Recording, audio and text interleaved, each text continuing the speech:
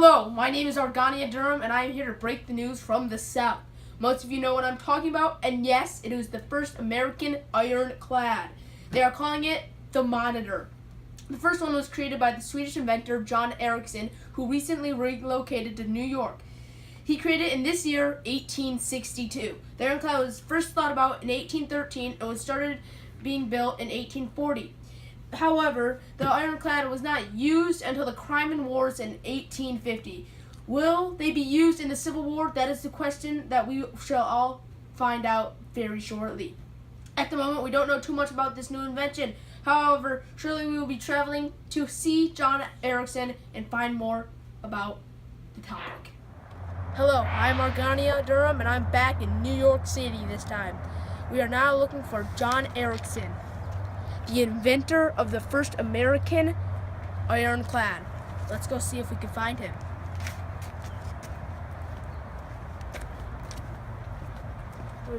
Wait, could that possibly be John Ericsson? Oh my God, it is.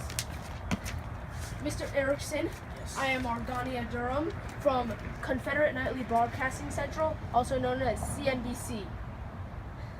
I would want to interview you about your newest invention, the ironclad.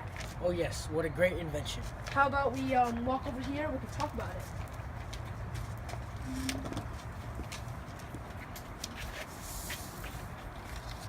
I was wondering if you could just tell us a little bit about the creation. Well, it's quite simple, honestly. In all wars where ships have a part, they are just weak little wooden fleets. It makes me sick. So my goal was to change the whole process of ships in war, make it tougher, more destructive, and dangerous. That is very interesting how you thought about it like that. Next question. What different parts is the ironclad made of that are different from older ships? Ooh, I like that question. It's quite simple, actually. My new invention is now a steam-propelled ship. It makes it work longer, faster, and not as much work for us. It is totally made of steel. I kind of think of it as a boat covered with shields. That is great. Last question. On the boat, are there any new weapons to help the users win the battles? What kind of question of that is that? Of course there are. Old ships used to have that simple cannon on the side. We do indeed have those. However, there are sharp bows that stab and possibly sink other incoming enemy ships. Also, there's an area where an armored cylinder that rotates and shoots bullets. It's been great interviewing with you. I gotta go back to my homeland. Yes. Oh my goodness gracious. Did you hear what is taking place right now? Of course I did. I'm a reporter. I can't believe there is a battle going on right now that is a fight between my invention. People have been calling it the Battle of Hampton Roads because it's right off of Hampton Roads. Here's Hampton Roads. That little box, right? At the end of Virginia on the ocean. Well, my cameraman is right here, so do you just want to tell people about what went down? I guess so, but it may take a bit. It's all good. You can start talking. Okay, an ironclad, which the South is calling the CSS Virginia, was seeking federal naval operations at Hampton Roads. The ship left Norfolk, heading straight for the Union less advanced ship called the USS Cumberland. This is so interesting. Please continue. At around 2 a.m., the Virginia struck the Cumberland with 1,500 pounds of iron. It destroyed the Cumberland, but sadly, the iron ram that hit the Cumberland sank while punishing the other ship. Next, the CSS Virginia turned itself around, and then appeared the USS Congress. The Virginia pounded the ship with its sides, and the Congress was immediately destroyed. Oh my God. After this, the Virginia finished the attack and returned to shore. Well, what happened next? Chill. The USS Monitor, which is the one I made myself, which might be the only ship of the North that is more powerful than the South, came into action. Oh my God. It came to defend the rest of the Union's fleet. Okay.